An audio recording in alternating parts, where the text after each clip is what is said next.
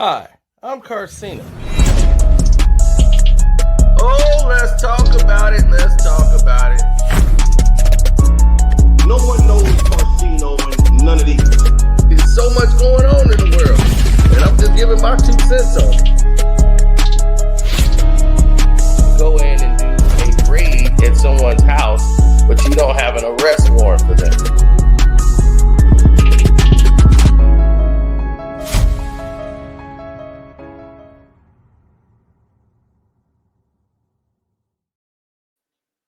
Okay, it's now fixed. So many problems technically with all this technical equipment and a lot of things going on. It's just been nuts. Now, with that being said, at the least, Dennis, the bad boy, Rodman, the greatest, probably professional athlete we've seen. He was literally a freak of nature. Where he came from and how late he started. No one had ever seen anything like him. All he knew was hard work. He thought he would end up a janitor for probably the rest of his life.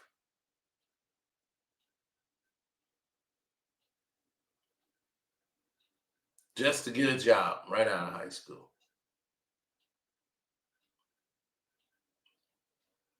Then a college wanted him to play basketball. And he loved to play. And he started to grow. Even in his college years. What's good? What's good? What's good? Now, being somebody who prides himself on watching Dennis Rodman play and watching Dennis Rodman off of the court, having the chance to see Dennis Rodman off the court. Very complex individual. You never know how to approach Dennis Rodman. And that's how, for some people, they can't. I can approach unapproachable people. I've always had that gift of knowing how to do that.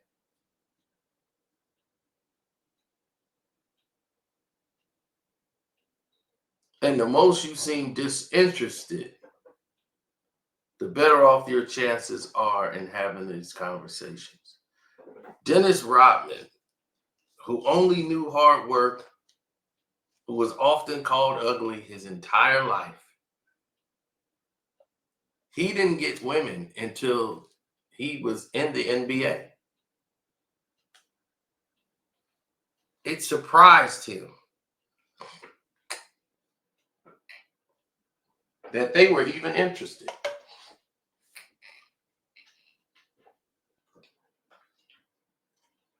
Dennis was thrown back.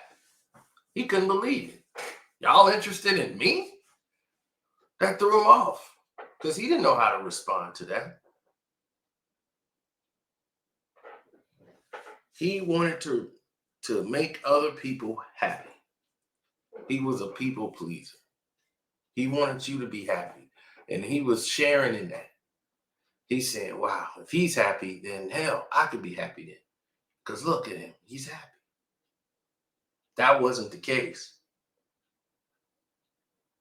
The Pistons didn't know anything but let's try to win. This was a team that was trying to win a championship. They wanted to beat the Boston Celtics. We could beat them. And with Dennis getting there, they're already going to the playoffs. But Dennis is going to get them to the next level.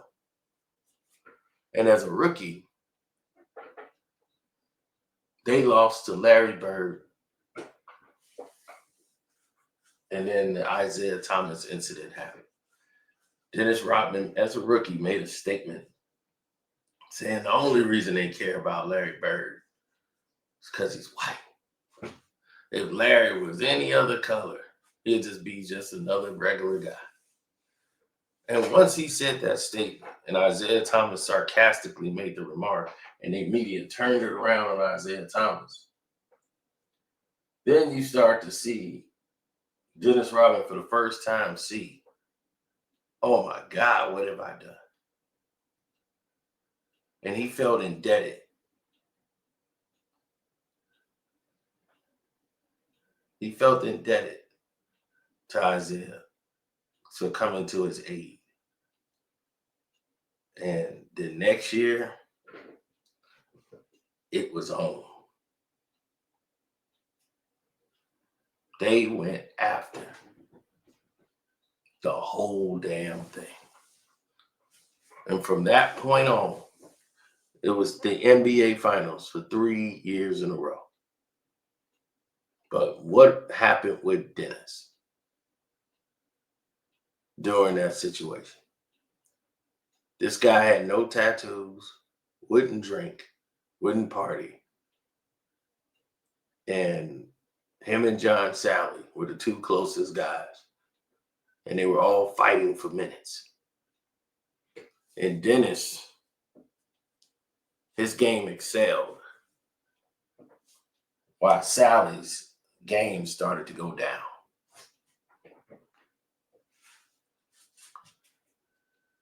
People will be surprised when I tell them, like, Sally used to average like 20-something points in college. Like, Sal could score the ball. They'll be like, man, John Sally, like, yeah. Sally could score. Like, he could play the game. What's the surprise? The shock and awe is the fact that people cannot understand that other people on the court and what the role they needed you to play plays a lot into how your NBA career is gonna go. John Sally could score, but they was like, we need you for your shot blocking. We seen all the shots you blocked and the rebounds and posting up. We need you. We need that on the court. But Sally, he loved to party. He loved to go out and get in the mix. And by him not playing as much, this was the norm. He didn't have the stay ready attitude like Dennis. And Dennis excelled over him to be the shortest guy, what is he, 6'7", about 6'7", but that guy has a motor that didn't stop.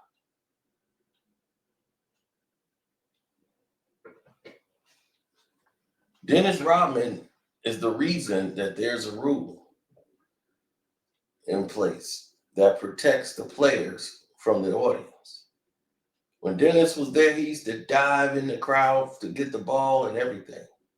And one time he dove and hit a woman trying to get to the ball. And he knocked out some of her teeth. She sued Dennis Rodman for $60,000. He had to go to court. And the judge said he acted recklessly. And he was like, what? This is typical basketball. What do you mean I acted recklessly? And because of that,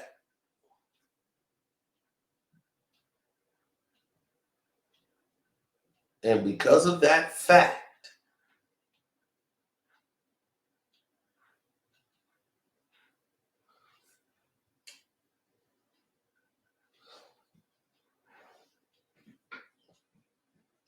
the NBA had to change its rules.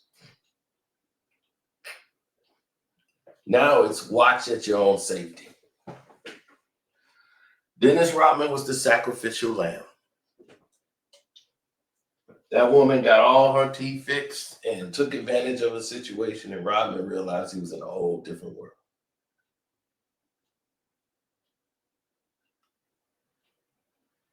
I mean, you're taking $60,000 away from a guy who's not making, this is a drop in the bucket now, but back then, that's substantial. So Rodman knew things had to change immediately.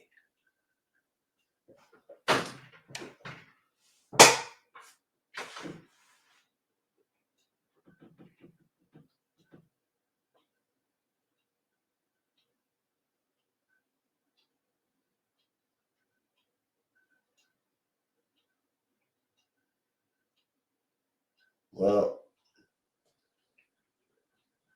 how drastically did they change? Enough to make a grown person scream. Everything went left with Dennis. And I mean, everything went left.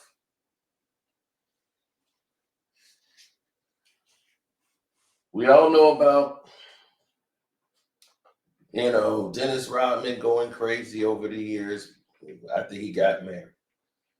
When he got with his wife, he had only been with probably one other girl before he got with her. It's like Sal and him hooked him up with a girl. And his first time really hooking up with a girl.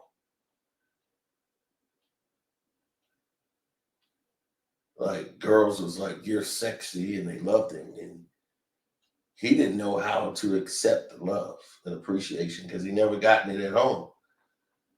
So now he's in a full-fledged marriage. He's married to his, the daughter, that he got with his wife, and he didn't know how to be a father because he never saw his father. He's like, I don't even really remember.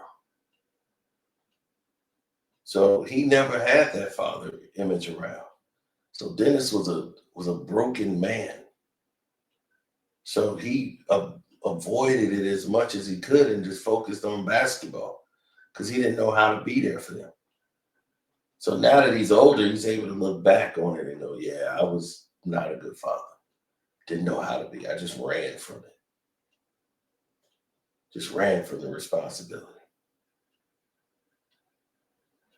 And because he didn't know it was alien to him, all he knew was basketball. He knew how to be great at that.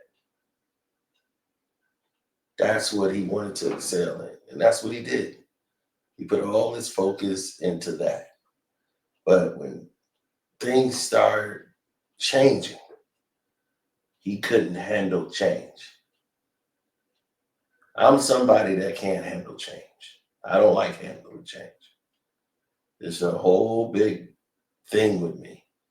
Some people could change and do stuff just like that. I don't like it. I like the way things are going. Why are we changing? That's going to be a whole new mental approach to change. Like, it's inevitable and it has to be done. But damn, it's not a good time.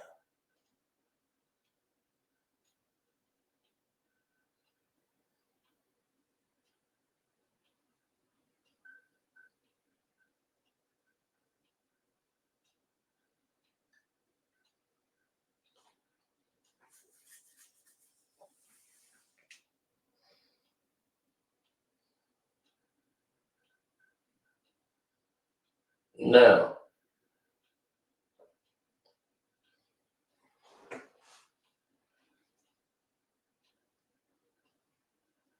with 90% of the people that you've seen in the world, 90, we've let all of these people dictate how society's going to go, how is it not going to go. Dennis Rodman didn't care about that. He didn't care about politics. He didn't care about nothing. He cared about being great at his job. But his wife is trying to leave him. He don't want that change. Even though he's not a good husband, he doesn't really care, and she wants to move on. And it seemed like she was sleeping around with the teammate, Benny Johnson. That was the rumor, that she had gotten down with Benny Johnson. And the team is imploding because of it. And that's why Benny Johnson was traded as rapidly as he was.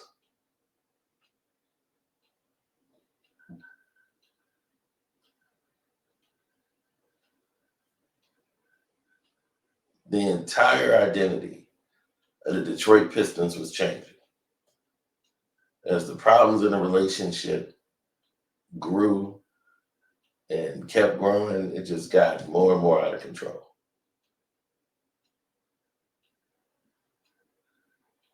Dennis had a gun in the car, and he didn't know if he was going to kill himself or not. Isaiah Thomas talked to him and said, why would you want your kids to grow with this pain? They got to grow up knowing their father, this will be the end of their father, and then have that mark on them for the rest of their life. Why would you want that? And he talked Dennis off the ledge. But Dennis had to go and see an NBA therapist to be allowed to come back on the court. But when Dennis got in the starting lineup, they won 20 out of 24 games he started and won a championship. In his last year with the Pistons, when he was so screwed up, he missed 20 games during that time. They lost 16 of those 20 games. They were 17-12 at one point in the season when Dennis was playing, and 0-12 when he didn't play. Then the Spurs. He immediately, first year there, David Robinson becomes the most valuable player in basketball.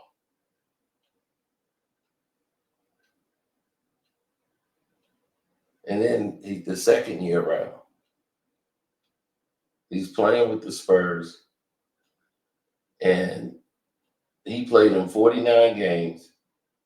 They won 43 of them. And they had the best record in the NBA. And Dennis was the problem. They cried and complained about practice and being late to practice. He knows what Chuck Daly taught him about practice. Chuck be like, look, all right, I don't care if you come late to practice, but when you here, you better work your ass off. And that's the way Rodman was. It's like, if I'm 1 minute late to practice, or there's plenty, he's like, I probably missed one day. Like I was late one time to practice. Only like 1 minute or 2 minutes late to practice. And they made a big goddamn deal in San Antonio. Like he was the problem. And the biggest era they've ever had in basketball history was trading Dennis Rodman. That's the worst trade in the history of basketball. After the Spurs traded him to the Bulls, they immediately went down. And the Bulls immediately shot to the top, breaking the record for wins, 3 straight championships in a row. The second they got Dennis Rodman. They haven't been back to a finals since.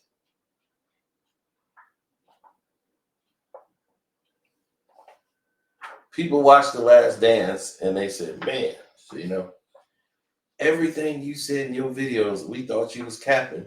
They said on The Last Dance. I'm like, I know. Time always proves. But I'm like, I live in Chicago, so I would know a lot about the Chicago Bulls history. There was no internet like it is today. Couldn't stream all the games. Couldn't say, man, I missed that show. Let me go pull that up. Couldn't do that. People were still using VHS. DVD players were not as prominent. That was the new technology just coming out when the Bulls was in their 1998 run.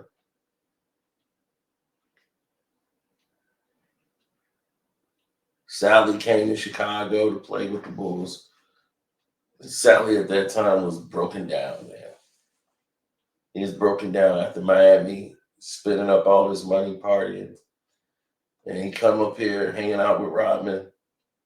They're going out to clubs.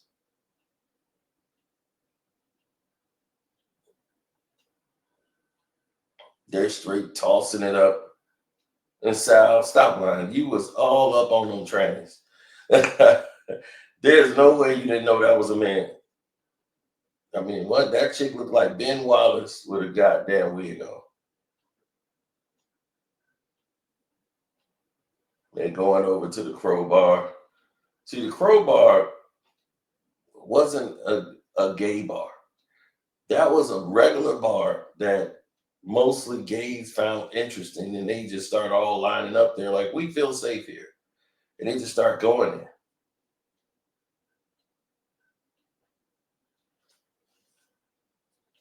I told you I had one friend like, yo, man, we going to the Crowbar. I'm like, the Crowbar?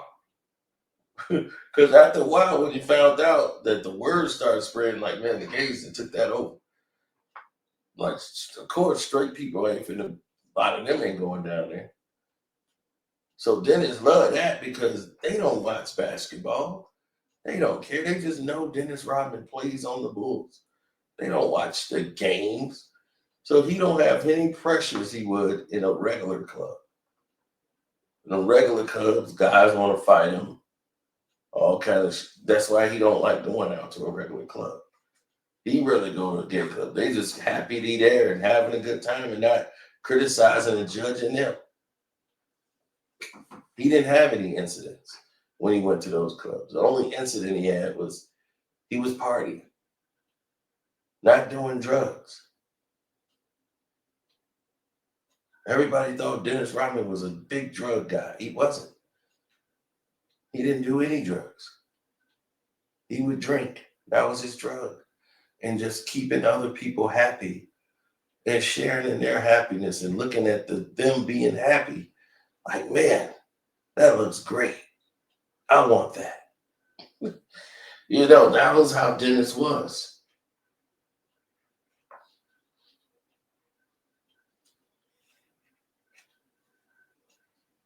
And he was like, people was afraid to piss me off when I was in the league.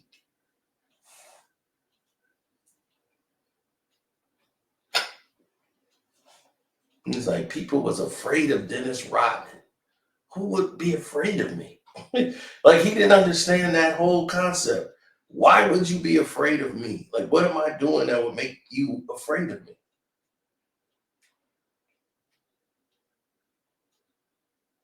He was like, we were the bad boy Pistons, but I wasn't the tough guy on the team. I didn't talk shit to nobody on the court.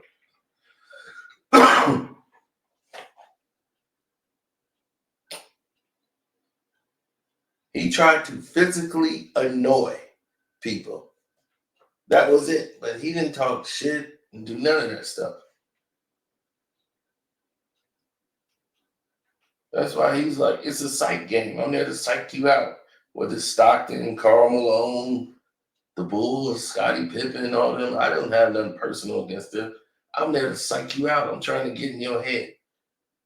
Because I don't cuss you out. I don't sit there and do that. Because you don't feel like shit enough after we beat your ass on the court. So I don't need to do that. What do I need to cuss you out for? That was his mentality. That's how he approached the game. He was one of the best to ever do it. Will Chamberlain at the NBA 50 was like, why Dennis Rodman ain't up here? That guy's averaging 20-something rebounds a night. Why isn't he here? And no one could give him an explanation. They was like, well, he doesn't really score. So the NBA is all about scoring points.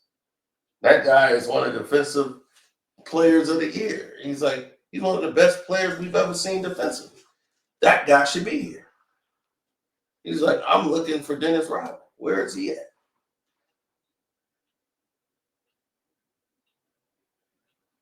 It didn't make sense to him. Dennis Rodman wasn't there.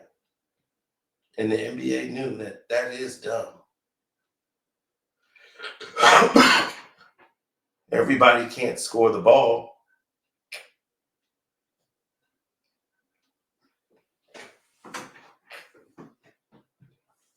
Dennis should be here.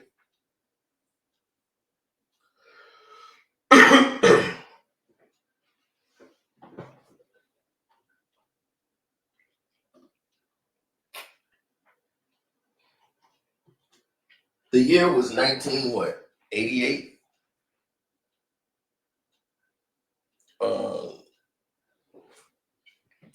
And I believe Dennis Rodman had made a pledge. He had gotten, what was it, 89? He had gotten 11 rebounds. And he was like, 11 rebounds? I feel like I ain't even tried. 11 rebounds? I'm not even trying. So he would watch film of the games. And he would watch film all day. And he started to change his approach. He was not watching to watch other people. For the first time, he was watching film to watch himself.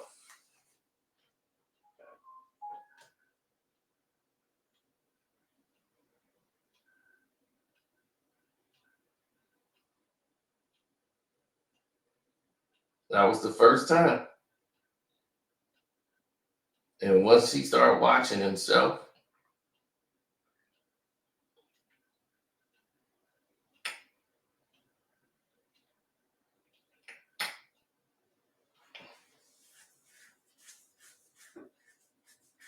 he changed. He went in the bathroom, started talking to himself in the mirror. He was like, it was a guy in the stall. He's like, I didn't even know he was in there. He came out and was like, man, you're going to beat that guy in rebounding. The guy who's number one, you're like, yeah, you're going to beat him. You're going to move past him. Because you want it. He don't.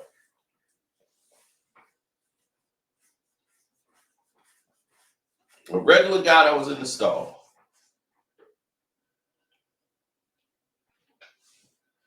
Years later, Dennis Rodman is NBA 75.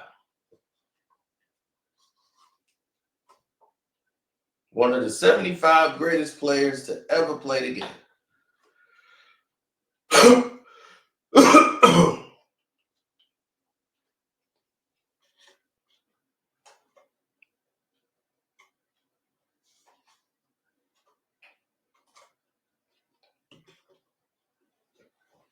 And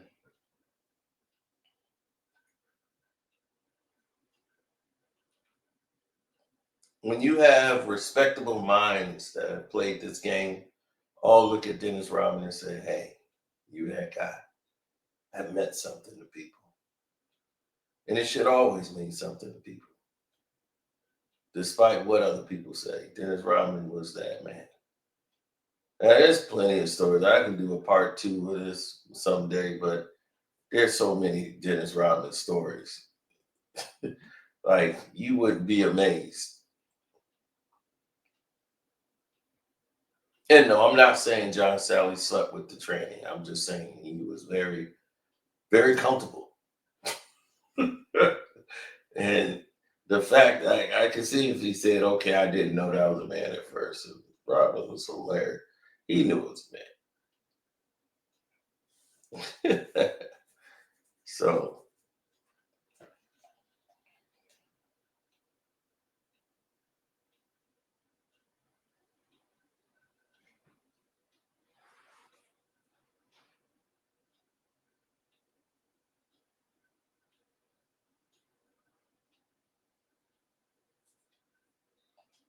oh yeah, we out.